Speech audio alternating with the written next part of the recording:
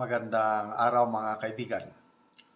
Pag-usapan natin ngayon ang matapang na paninindigan ng dalawang PMAir generals na kung saan umalma sila o hindi nila sinunod ang kagustuhan ng Speaker of the House at mga ibang kongresista.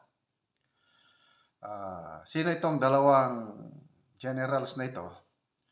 Sila po si dating AFP Chief of Staff General Hermogenes Esperon at dating Defense Chief General Delfin Lorenzana. Pinatawag sila ng dalawang committee sa House para sa hearing tungkol sa gentleman's agreement ng panahon ni PRRD with China. Hindi sumipot itong dalawa at hindi nagpadala ng representative at hindi pa nagpadala ng paliwanag letter bakit hindi sila naka-attend. So, talaga, astig, matapang, binaliwala na nila, dinedma nila ang mga kongresista, kaya galit na galit ang mga kongresista. Okay, panoorin muna natin itong news na ito bago ako magbigay ng comment. Former cabinet members did not attend yesterday's hearing of two House committees regarding former President Rodrigo Duterte's alleged gentleman's agreement with China. Here's a report. Not a single official from the Duterte administration attended the House Joint Committee hearing on the alleged gentleman's agreement between former President Rodrigo Duterte and Chinese President Xi Jinping. This absence clearly disappointed lawmakers. At wag silang umiwas sa usapin na ito dahil isang malaking isang malaking usapin lalong-lalo na patungkol sa ating soberanya at national territory. Invitations were sent to former Defense Secretary Delfin Lorenzana, former National Security Advisor Hermogenes Esperon Jr., and former Executive Secretary Salvador Medialdea.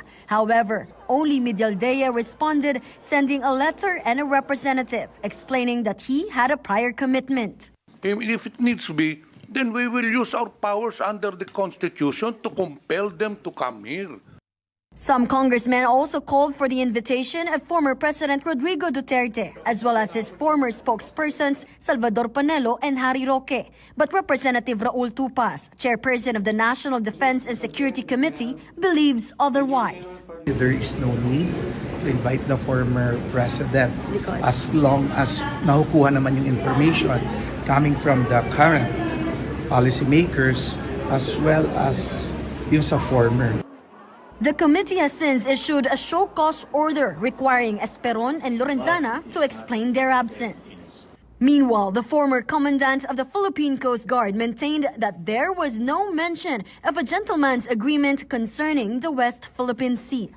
During my time, from 2016 to 2022, we have not heard of any gentleman's agreement between the two presidents. Otherwise, it could have been cascaded down to us as the forefront agency in our quest towards protecting our sovereignty and sovereign rights in the South China Sea and West Philippine Sea. The Justice Department, on the other hand, was asked whether it would be legal if the agreement included the removal of the BRP Sierra Madre or stopping its repair. Any agreement that violates our Constitution, violates the highest law of the land, would be illegal. According to the DOJ, if there was an agreement between the previous administration and the Chinese government, it has been rescinded or nullified.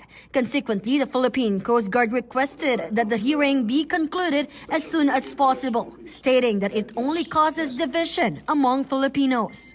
Congress, however, did not agree to this move. If it is proven that there was that agreement, shouldn't there be accountability, Mr. Chair?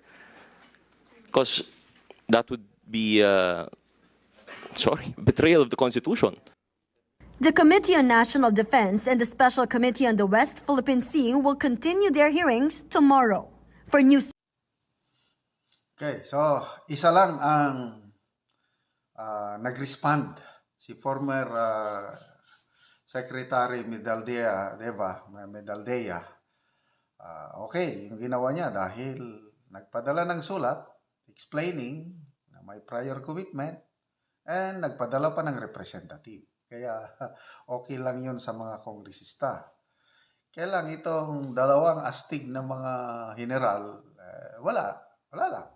Keep it deadma. Kaya galit na galit ang mga kongresista. Ito, isang Premier General din, si Congressman General Romeo Acop. Siya nang nag-motion para yung show cause order, let them explain. So ito na, medyo alam nyo, alam ko, mas senior si General Acop sa PMA. Class 70, if I'm not mistaken. Itong si Esperon, kahit 4-star general siya, class 74. Si Lorenzana, I think, class 76. Kaya, medyo astig din itong si Acop na itong mga underclass ko na ito, tatapang ninyo. Sige, show cause order, paliwanag. Ayun. So, kailangang magpaliwanag sina General Esperon at General Lorenzana bakit hindi sila nag-attend. Okay, so kaabang-abang ngayon, ano ang gagawin? Magpapaliwanag ba? Magpapadala ng sulat? Nako, ang mahirap nito, kung wala pa rin, baka isubway na sila. And then later on, hindi pa rin magpakita, ma-cite in contempt, parang kay Buloy. So, ito ang analysis ko. Wala namang itinatagong sikreto yung si PRRD at itong mga dati niyang cabinet members. Kasi nagsalita na si PRRD tungkol niyan na walang verbal, it's just walang written agreement, it's just a verbal agreement, status quo, kung ano ang nakasanayan, yun na yun. So, ano yung nakasanayan? Panahon ng Pinoy administration, si dating Defense Secretary Volter Gasmin, inamin niya na may kasunduan sila sa China na okay lang yun, mag-resupply basta walang construction materials. Na-publish yan sa Daily Inquirer. So, ganun. Kaya walang masyadong dahil sinusunod yung ganong kasunduan. Kasi ang ayaw lang ng China yung construction materials. Kaya nga, nagkaroon ng new model itong present administration ngayon sa pagitan ni Vice Admiral Carlos at isang Chinese embassy official. So, naging flawless kasi nagkasundo eh. So, ganon na rin yun. Verbal agreement, nagkasundo na ganon lang. Yung new model ng PBBM admin is limited lang yung Coast Guard vessel na mag-escort. I think 2 Coast Guard vessel lang plus isang civilian vessel. Tapos magpaalam ang Philippine government sa at naging flawless. Nagsimula itong gentleman's agreement January, sunod na buwan February, flawless. But then biglang uminit ang tension kasi parang hindi na nasunod yung new model na yun.